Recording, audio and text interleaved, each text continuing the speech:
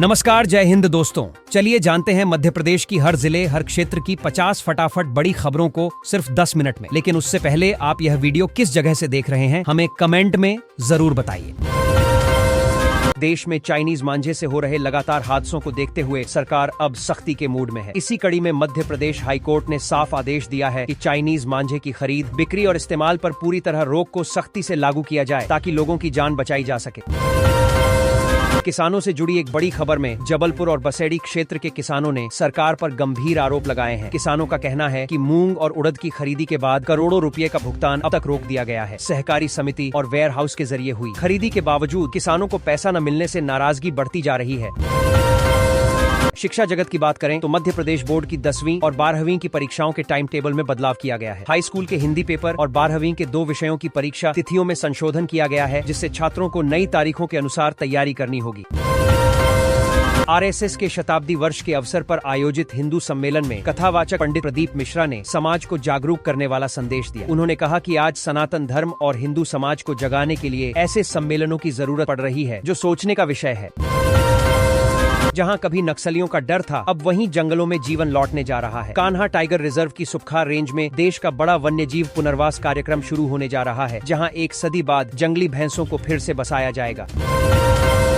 भोपाल में खेलो MP youth games का भव्य आगाज होने जा रहा है। 13 जनवरी की शाम मुख्यमंत्री मोहन यादव इस आयोजन का उद्घाटन करेंगे। बड़े तालाब पर लेजर शो, आतिशबाजी और सांस्कृतिक प्रस्तुतियों के साथ खेलों की शुरुआत होगी। राज्य सरकार ने समाधान योजना 2025-26 के पहले चरण की अवधि बढ़ा दी है। अब यह योजना 31 जनवरी 2026 तक लागू रहेगी, जिससे बकायादार उपभोक्ताओं को 100% तक छूट का लाभ मिलता रहेगा।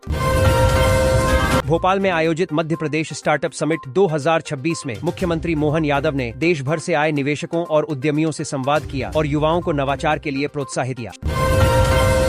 शिक्षा व्यवस्था में बदलाव के तहत नर्सिंग और पैरामेडिकल कोर्स अब फिर से क्षेत्रीय विश्वविद्यालयों से संचालित किए जाएंगे। इसका मतलब है कि रीवा सहित अन्य विश्वविद्यालयों में इन पाठ्यक्रमों की पढ़ाई दोबारा शुरू होगी। राजनीति की बात करें तो मुख्यमंत्री मोहन यादव ने कांग्रेस पर निशाना साधते हुए कहा कि पार्टी ने महात्मा गांधी के नाम का राजनीतिक इस्तेमाल किया और गांधी जी के विचारों को कभी सही मायने में नहीं अपनाया। गणतंत्र दिवस के मौके पर राज्य सरकार ने जेल में बंद कैदियों को बड़ी राहत दी है। आजीवन कारावास की सजा काट रहे 87 कैदियों को 26 जनवरी 2026 को समय से पहले रिहा किया जाएगा। भोपाल में चल रही 2 दिवसीय स्टार्टअप समिट के दूसरे दिन मुख्यमंत्री द्वारा प्रदर्शनी का उद्घाटन किया जाएगा, जिसमें उद्योग मंत्री भी मौजूद रहेंगे। उप मुख्यमंत्री राजेंद्र शुक्ल ने प्राकृतिक खेती को भारतीय जीवन पद्धति बताते हुए कहा कि इससे किसानों की लागत घटती है और आय बढ़ती है। भाजपा ने प्रदेश भर में 2 महीने तक चलने वाला जन जागरण अभियान शुरू करने की तैयारी कर ली है, जो जिला और मंडल स्तर तक चलेगा। वहीं केंद्रीय कृषि मंत्री शिवराज सिंह चौहान ने कहा कि खेल न केवल शरीर बल्कि मन और आत्मा को भी मजबूत करते हैं। आने वाले समय में गांव-गांव तक खेल गतिविधियों को पहुंचाया जाएगा ताकि प्रतिभाओं को आगे बढ़ने का मौका मिल सके। मध्य प्रदेश वन्यजीव संरक्षण के तहत राज्य के जंगलों से गायब हो गए जंगली भैंसों को फिर से बसाने की योजना बनाई है। इस योजना के तहत जंगली भैंसों को असम से लाया जाएगा और कान्हा किसली क्षेत्र में फिर से बसाया जाएगा। उत्तर भारत से आ रही बर्फीली हवाओं के चलते मध्य प्रदेश में ठंड का असर फिर तेज हो गया है। ग्वालियर, चंबल और सागर संभाग में हालात सबसे ज्यादा खराब हैं, जहां कई जिलों में दिन भी ठंडे बने हुए हैं और कोल्ड डे जैसी स्थिति है। शनिवार सुबह 15 से ज्यादा जिलों में घना कोहरा छाया रहा, जिससे जनजीवन और रेल यातायात प्रभावित हुआ। इंदौर नगर निगम ने आवारा श्वानों को लेकर नई व्यवस्था लागू करते हुए शहर के सभी वार्डों में 172 फूड पॉइंट तय किए हैं। तय स्थानों के अलावा अन्य जगह श्वानों को भोजन देने पर चालानी कार्रवाई की जाएगी।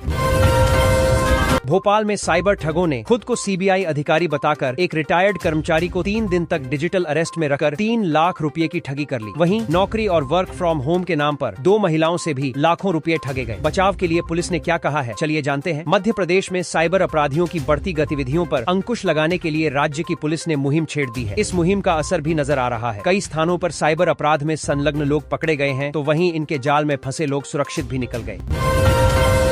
मध्य प्रदेश की राजधानी भोपाल में संभाग आयुक्त संजीव सिंह ने गुरुवार को कमिश्नर कार्यालय के सभा कक्ष में गणतंत्र दिवस समारोह 26 जनवरी की व्यवस्थाओं के संबंध में संबंधित सभी विभागों की बैठक ली। इस दौरान उन्होंने सभी विभागों को निर्देश दिए कि 24 जनवरी तक सभी विभाग अपनी सौंपे गए कार्यों को पूर्ण कर ले।